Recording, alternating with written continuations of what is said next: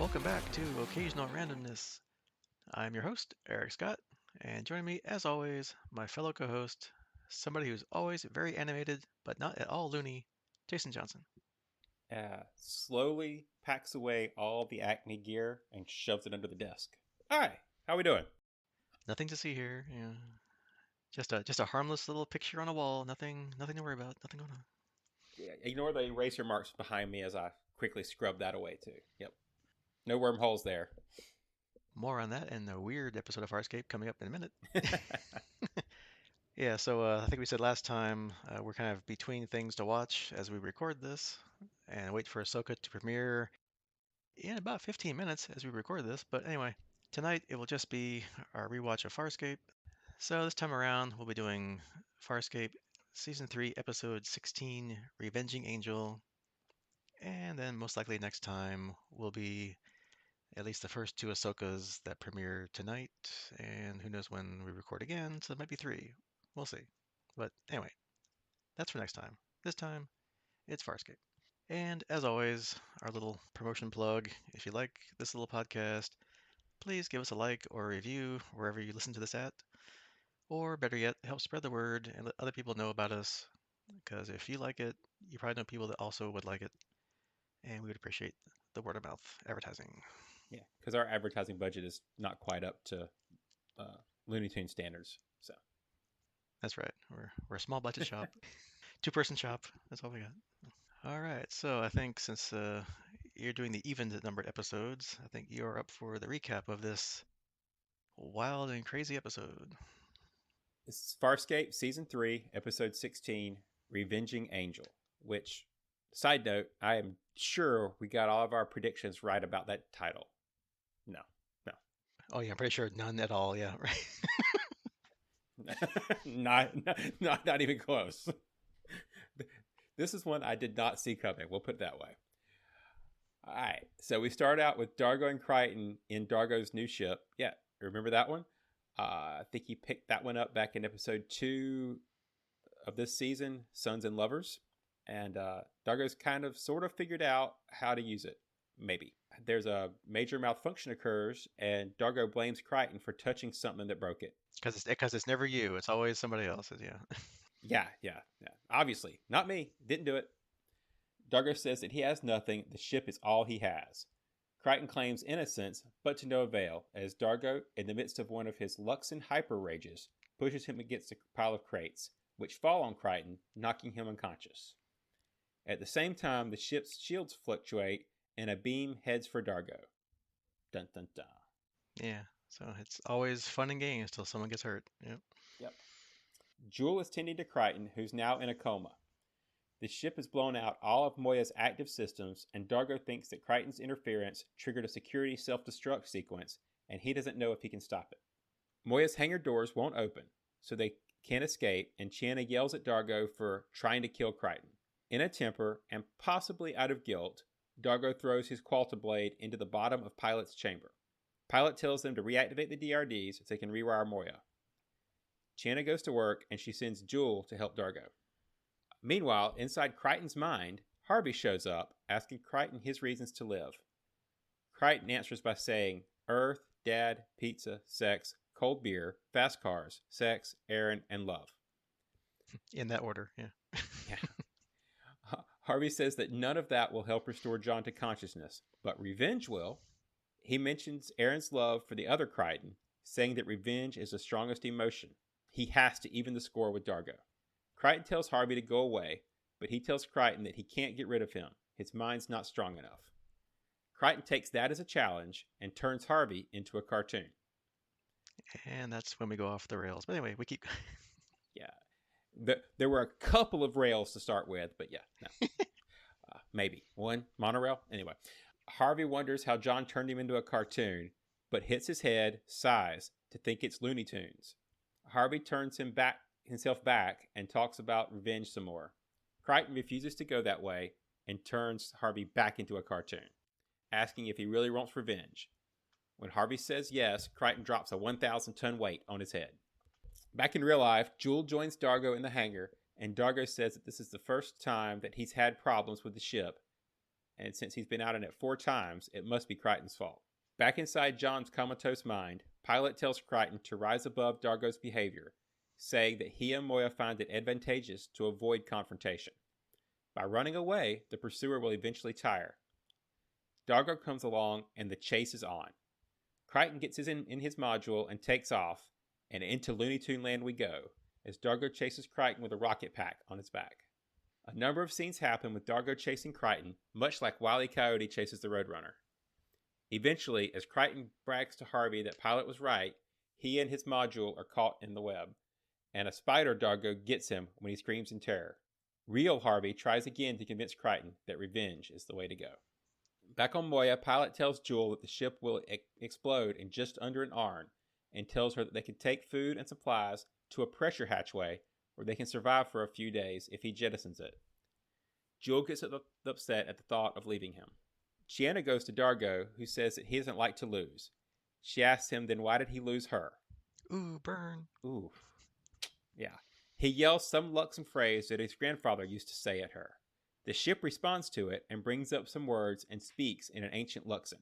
Dargo gets Pilot to provide some temporary translator microbes via a DRD. So I guess these aren't part of the standard package. Yeah, I guess it's the upgrade. Yep. Jewel and Chiana are moving Crichton, and Jewel can't believe that Dargo doesn't know his ancient tongue. Jewel confesses to Chiana that she thinks she's the one who messed up Dargo's ship.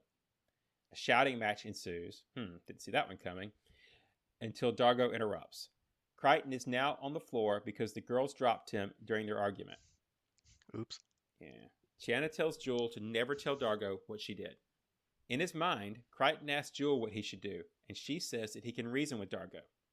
Back in the real world, Jewel joins Dargo on the ship and tells him that it may have been her, but Dargo knows this already because he found some of her hair in the controls.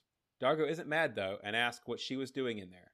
She says that she knows she can be difficult and that no one wants to spend time with her, but he's someone that she likes, and since his problems with Chiana and his son, he spends a lot of time alone in there. She thought that if she learned a little bit about it, they might have something to talk about. So Dargo calms down and thanks her for making the effort. Back in John's head, Crichton walks past a room where a cartoon Erin is standing, wearing skimpy lingerie. She's not happy that her clothes are gone, so Crichton erases and redraws her as Jessica Rabbit. After playing along for a moment, Erin takes matters into her own hands and starts changing herself, becoming versions of Marilyn Monroe, a Baywatch lifeguard, Madonna, and even Nancy Reagan before ending in tune version of her usual outfit. She asks what he will do about Dargo, who appears around the corner and chases Crichton, prompting her to shout, "Run, Forrest, run!" The cartoon Dargo again tries to catch Crichton and refuses to talk when Crichton asks. Eventually, Dargo catches him, so Jewel was wrong. Harvey, in a surgeon's outfit, revives Crichton, saying again that revenge is needed. Back in reality, the ship tells how to stop the self-destruct sequence. One of 3 ancient Luxon artifacts must be presented: an ancient freedom text, an Orican's prayer amulet, or a Qualta blade. Oops. Oh yeah, that thing. Yeah. So they go searching around in the bottom of Pilot's chamber for the blade. Back in his mind, Crichton asks Chiana what to do. She initially agrees with Harvey's idea of seeking revenge on Dargo, and then proceeds to come on to John. Of course. Yeah. Meanwhile, Jewel is searching through sludge at the bottom of Pilot's level. Chiana tells her to watch out for falling metal, and moments later, metal falls, just missing her, apparently dropped accidentally by Dargo. Back in John's head, Chiana suggests to Crichton that he outsmart Dargo, so after some more Roadrunner action, Crichton blows up the cartoon Dargo. Jewel hears noises and asks Pilot if anything else besides them lives in Moya. Pilot confirms that, among other things, a colony of bats lives in Moya. Jewel, who already getting a bad feeling about what the answer is, asks if they leave droppings, and Pilot states that these droppings help seal microscopic cracks, and that's what Jewel is currently wading through. So of course she responds by letting out an ear-piercing scream. Again in the cartoon, Crichton outsmarts Dargo, but in the end, Crichton tries to go through a wormhole that Dargo painted on a rock, and his ship is destroyed. The real Dargo arises from the flames and tells Crichton that he can't hide behind cartoons forever.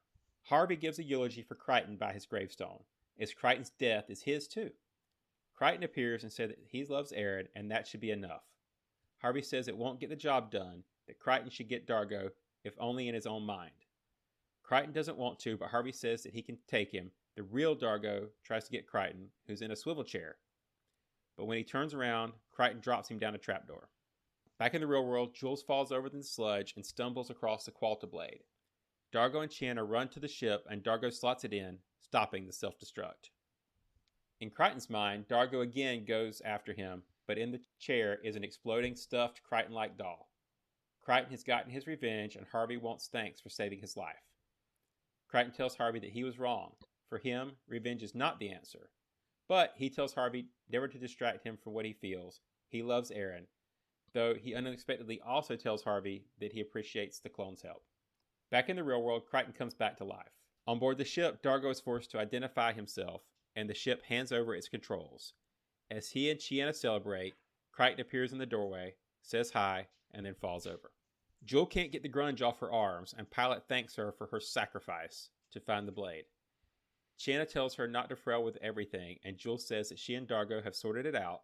She gets the first ride on his new ship.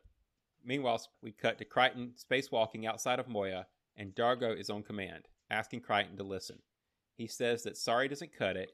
He has so much rage, and sometimes he just doesn't know how to control it. Crichton says that he needs to learn how to now that he has the baby ship. Dargo says that the Luxon Code says that aggression against an ally entitles retribution. And Crichton tells Dargo to look at him and says that there's nothing that would ever make him take revenge on him. They touch hands with the window between, and Dargo thanks him. Aww. They made up. They're buddies again. He asks Crichton what went through his mind, what he saw when he was dead. Crichton tells him that it would be impossible to explain to him as he turns and glimpses one last view of his animated world. So, a little trivia about this somewhat normal and boring episode. Sarcasm, sorry. This is the fourth and final episode of the series in which Rigel does not appear. While he does not appear on screen in A Perfect Murder, he has one brief voiceover line. The animation was done by Yoram Gross EMTV, a company founded by the father of show composer Guy Gross. And Gross's music for the animation sequences were influenced by Looney Tunes composer Carl Stalling. And finally, to stand in for her animated counterpart, Claudia Black wore a stunning outfit to give Ben Browder his eye lines. Her character moved like a Japanese anime character due to the lead animator being Japanese. All right, Eric, so this one was pretty different, definitely. What'd you think about it?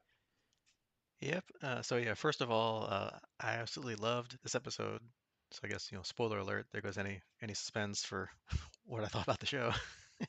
So I especially love when a show gets far enough along where they can start doing like completely different things with it. They make a complete turn from what you normally expect and change the format up. And this was both serious and wacky, as we've talked about, and it all completely worked for me. The live action was good. The animated parts were amazing. At least amazing enough for the show. Although I guess I am partial to Looney Tunes cartoons since I grew up on Saturday morning cartoons back when those were a thing, and Looney Tunes reruns after school all the time. Yeah, kids, back in our day, you had to watch cartoons only on Saturday. Right? There wasn't a channel of just cartoons all day long. No, you had one day a week for like 8 hours in the morning, and you got up at 5 a.m. and watched cartoons till noon. So, Yeah. and then of course we have Harvey, which is always a delight. So that was another plus. And I am in a couple of Farscape groups on Facebook, and someone just recently commented that they hated this episode. They're like, "What the frell is this? This is terrible." And I, for one, completely and totally disagree with that guy. In fact, speaking of like flipping the genre kind of thing, just a few weeks ago, as we record this here in Star Trek Strange New Worlds, which is live action, they did an episode where the main cast of the animated Star Trek Lower Decks appeared. And some of them were, both animated and live action. And that was fantastic too. So again, I love when people mess with things if they do it well, and and they did it well in my opinion. So anyway, that's my opinion. What do you think about it? Yeah, so I have to admit, I wasn't really sure at first if I was going to like this one. We'll get into kind of the plot lines a little bit in a second, but as we said in the recap, it started off with a lot of interpersonal drama and our crew fighting amongst themselves again, and I think I made it pretty clear at this point that those are not my favorite points of drama.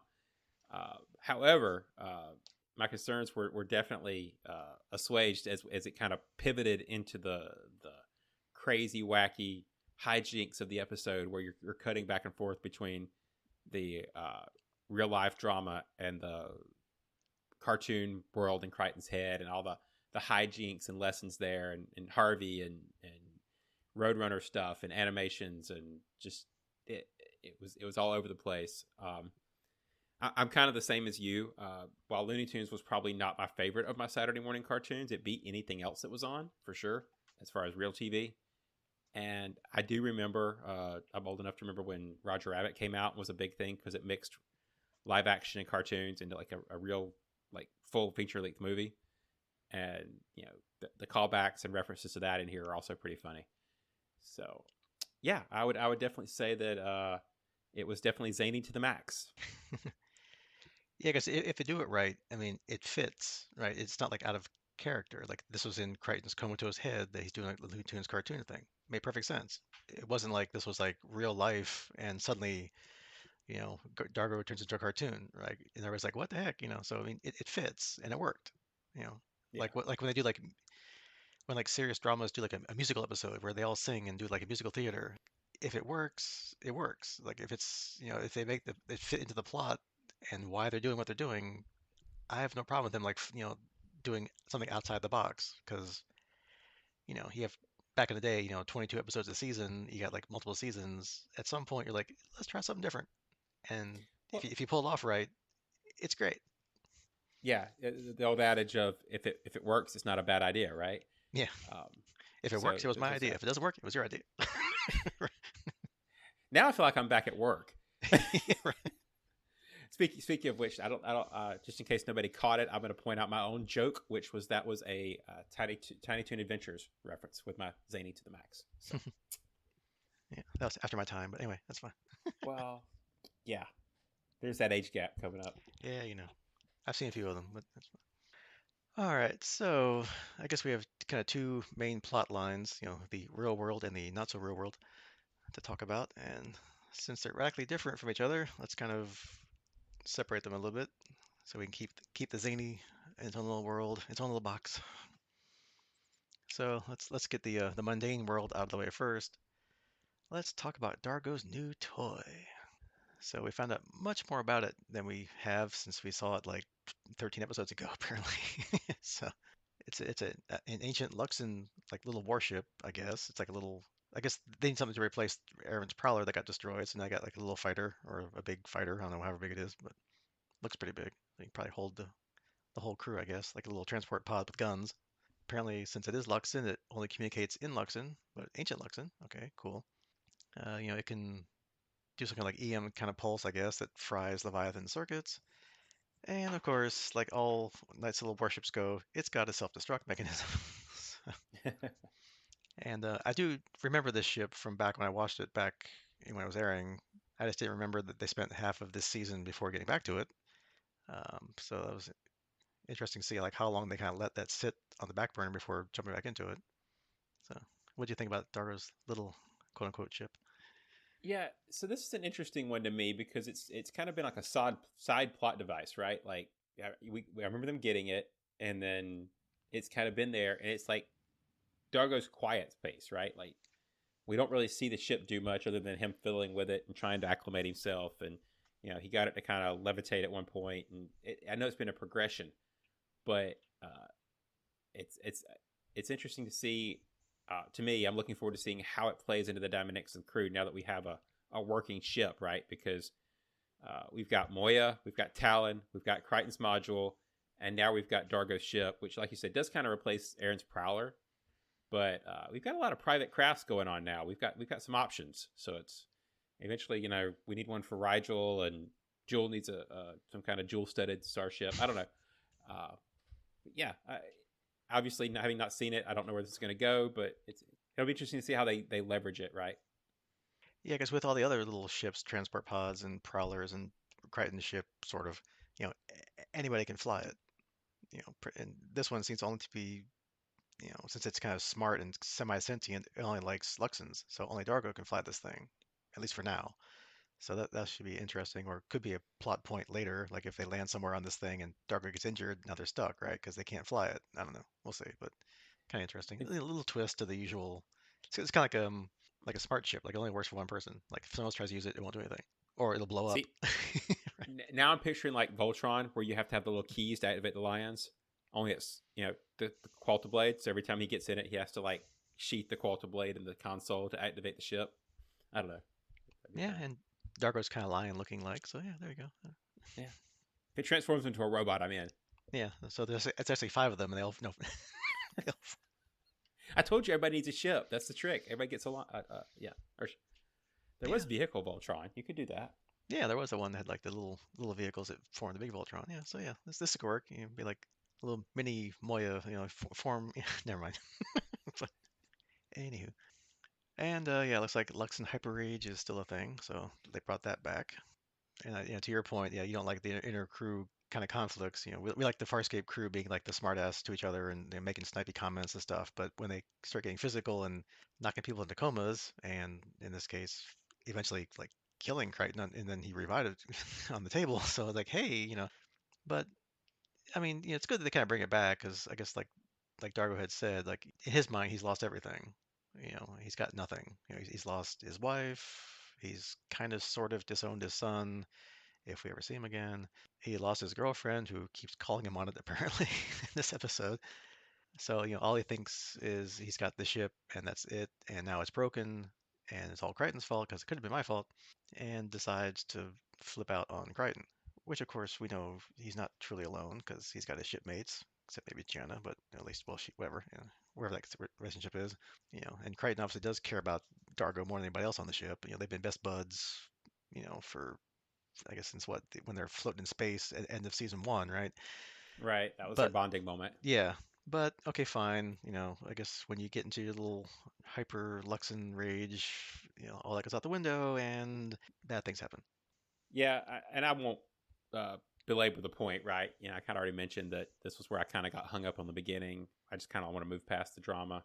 I like where this episode ends as far as regarding that storyline, and hopefully this gives me man. This has got to be where it moves on, right? Let's do something different.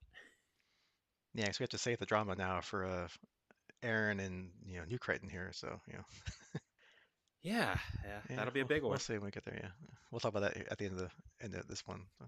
And we get some more crew bonding stuff in the real world here. Some nice scenes with Dargo and Jewel. Where Dargo finally figures out it was her, not Crichton. Like, does she shed? Like, why was her hair in the control? I don't. Anyway, I don't quite understand that one, but okay. It's like cleaning the drain, dude. Yeah, I Anyway, guess he's got lots of hair, just falls out. I don't know. And it was nice that she said that she's seen that, or she admits that she's kind of a pain to deal with, and that Dargo can be too, and she likes him, so she wants to learn more about his ship. So they have something in common to talk about instead of just being like occasional crewmates passing by in the hallway or whatever, talking at dinner or whatever they do. I don't know. And he's like, oh, thanks for the effort. So okay, they're bonding. Although it's kind of, if you read into it too much, which I could, it's like she says that she likes him. So I guess my question is, does she like him or just like him? If we're going back to well, like high school, right? she didn't pass him a note, folded up Yeah, right. note. So check yes or no. We haven't gotten there yet. So Yeah, so could this be some kind of potential love interest forming, or maybe more of a conflict between Jewel and Gianna? Not that we haven't already seen in this episode anyway. Or is this just a friends thing and it's just her way of trying to be more friendly towards him and not romantic? yeah, so I've got no clue there. I'll be honest. I did not have Jewel pegged for being a romantic interest for any of the crew. But maybe when on a lonely spaceship you are, the crew's the crew, right? It's not like they have endless selection. Yeah, I mean, I'll probably say that it's just going to be just a friends thing, and just she wants to learn more about what he's interested in, so that he doesn't feel like he's alone, or try to get him out of his depression or whatever he's in. So we'll see. Well, and despite her somewhat snobbish personality, she does seem to be pretty empathetic, right? I mean, she when she takes a liking to somebody, there's an attachment there, and I think that maybe is what you're seeing. So Yeah, so just friends doing friend things. We'll see. Let's see, and then I guess towards the end there, of course, when the ship, when Dargo gets the ancient Luxon translation microbes, and of course the ship starts listing off what it will do take to stop the self-destruct. you of course knew it was going to be the Qualta Blade because why hang the lantern on throwing it in hissy fit over the side of Pilot's Den, which again, no one believes in railings anywhere in sci-fi. But anyway, Yeah, it was definitely Chekhov's Qualta Blade. yeah. But as part of that, you also learn more about Moya, which is always fun because we've had so many questions over the years about what's a living ship work, or how's it function, or how can it evolve, all that kind of stuff. So it's always fun learning more about Leviathans. And this time around, we learned that apparently they have some kind of, or at least this one has bat-like creatures, among other things. And I'll emphasize that three words there that Pilot says, that symbiotically live inside of Moya, and their droppings are helpful because they seal up cracks. So first off, I'm with Jewel. Ew, that's disgusting. Second, how many of those bat-like things are there? Because we don't see any of them.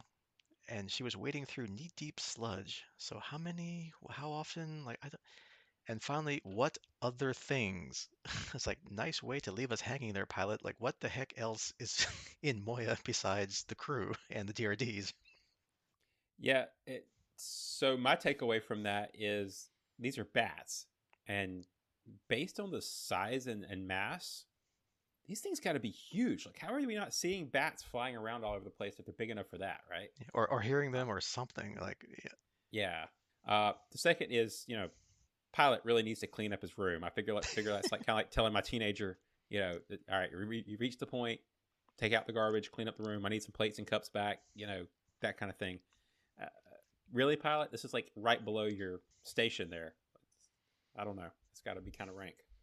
yeah. I mean, who knows how far down it is? Look, it's pretty far down when they were going down to find stuff, and saw this other kind of scrap stuff lying around. It's like the DRDs just like pile things in the corners, like instead of like jettisoning it out the airlocks. Like, I don't understand. The DRDs need cleaning tips or something.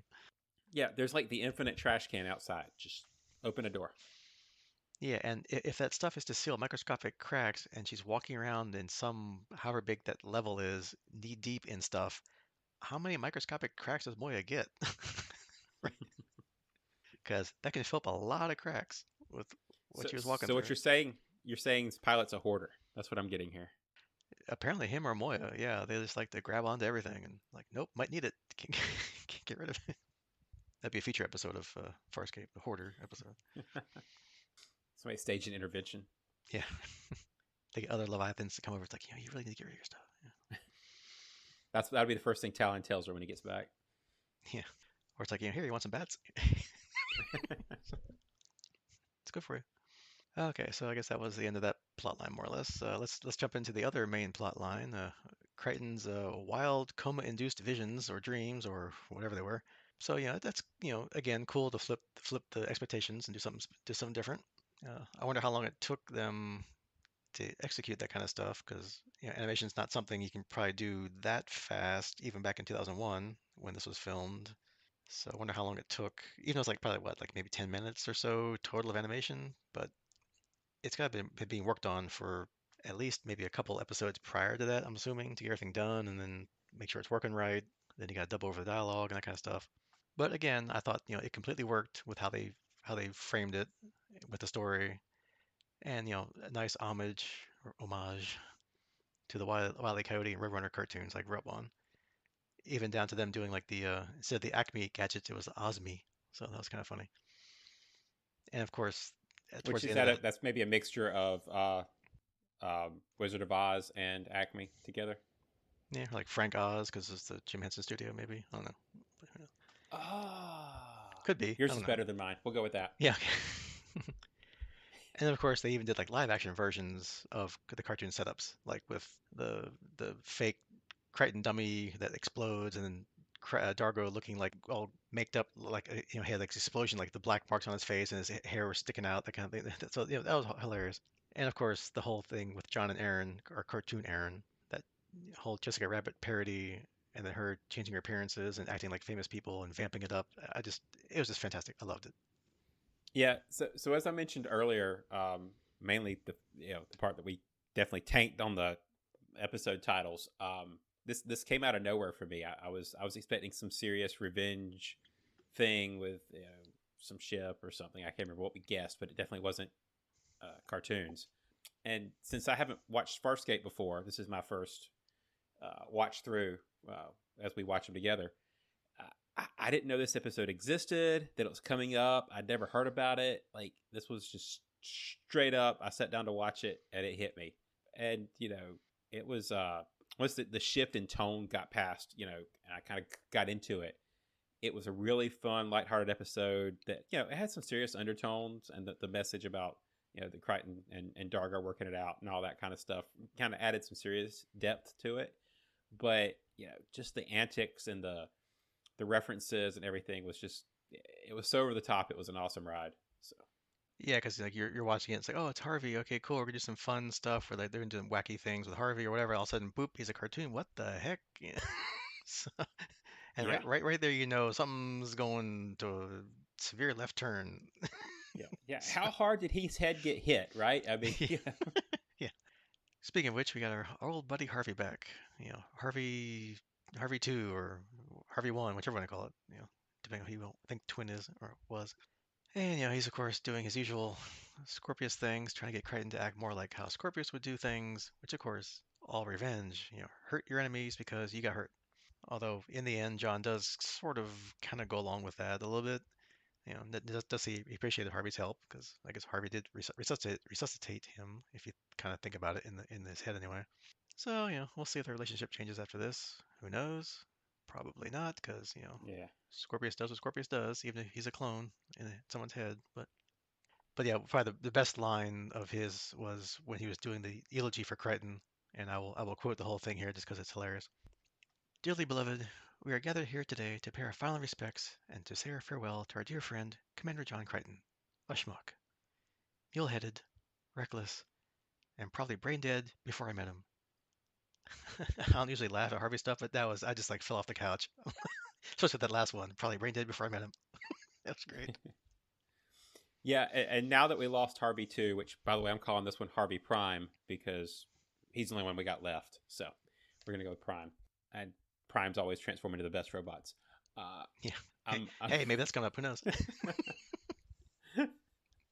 I'm hoping that he gets to hang around, right? Because while the other John managed to get rid of his Harvey and they figured all that out, these type of interactions just produce such good antics and playing off of each other that I'll kind of miss it when it's gone. So Yeah, because some of the things that you remember about Farscape, or at least if you watched it originally, was this type of interaction. Like you have the Scorpius, the bad villain always chasing them and stuff. But then you have like the whatever version you want to call this in John's head that's doing equally weird things, or even weirder in this case, kind of stuff. So it's stuff that defines the show, and it's just great.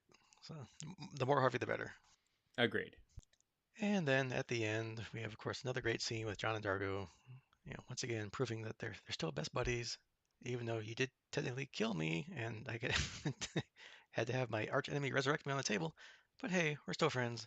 Yeah, even if Dargo forgets that sometimes, or his rage gets the better of him, which okay, fine. Maybe never again, but for now, okay, fine. We'll go with it. And Yeah. John saying that there's nothing that would ever make him take revenge on Dargo. So Oh. we're gonna hold him to that. We'll see. We got another season and a quarter left here. Let's see if they follow up on that one or not. Yeah, we definitely had a good resolution to a fun episode and a touching kind of serious moment at the end.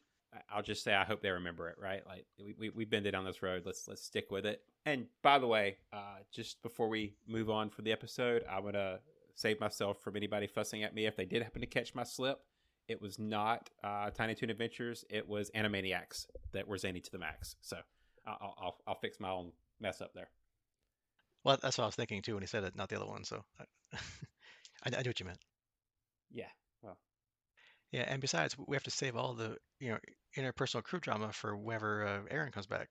So we have to have all that to deal with. So we have to save the other, and we have the Chi and Jewel thing. Okay, we'll keep that because that's fun, and it's just even the subtitles turned on, they couldn't keep up with them arguing back and forth with each other. It was good. So No, we'll keep that, but let's keep let's have some friendships here and like not go off on your friends here anymore.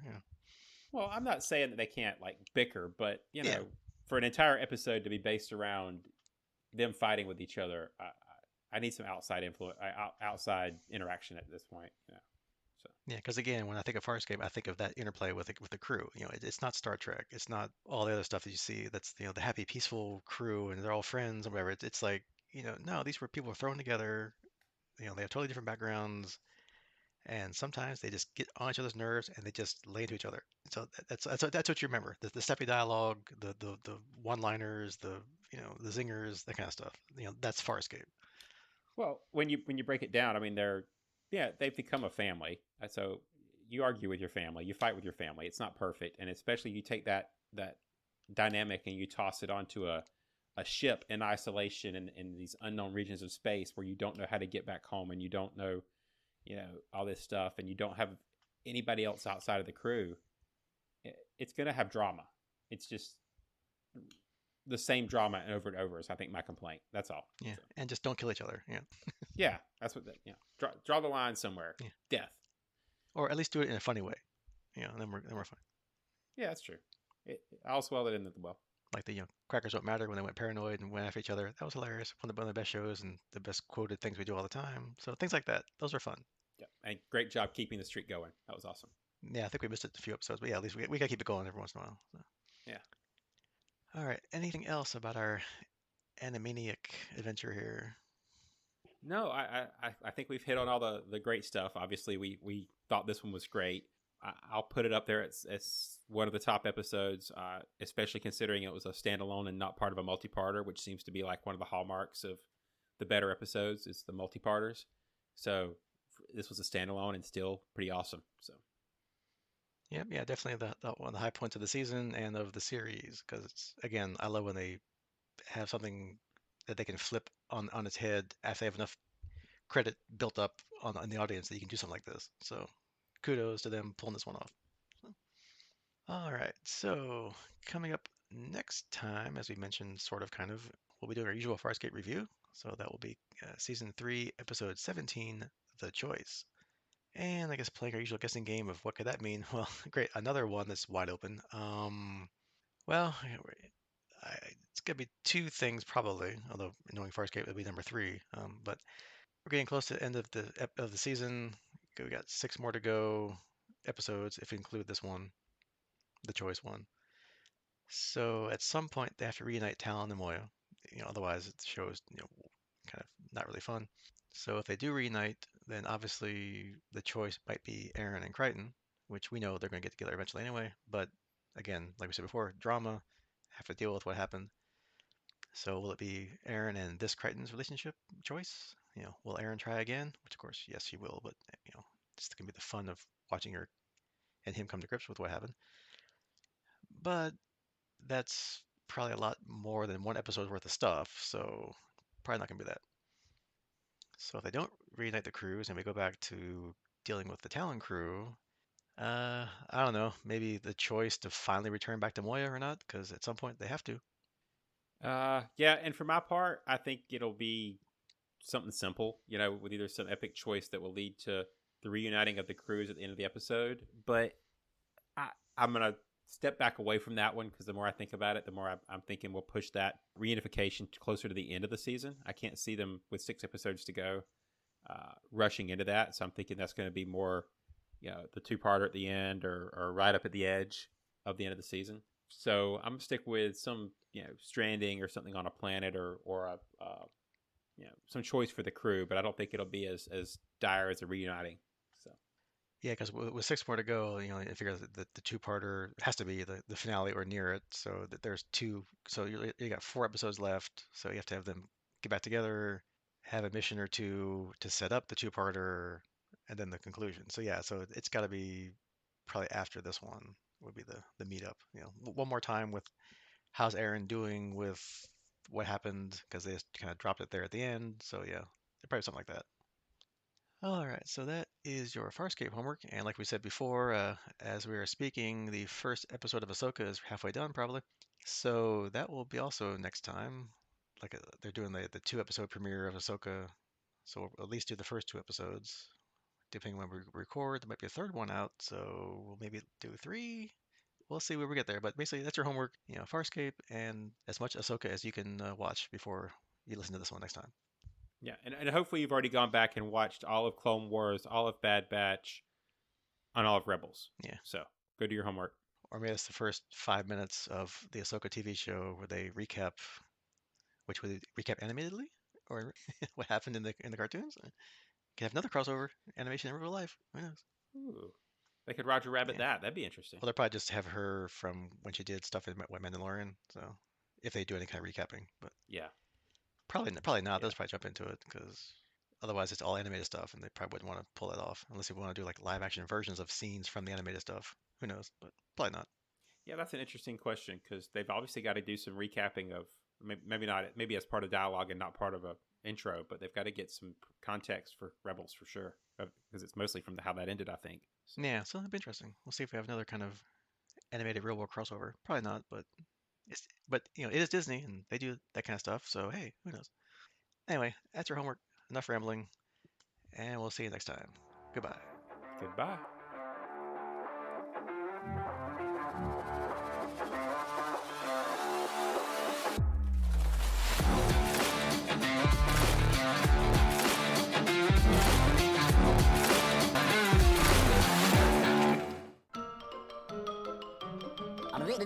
That's all, folks.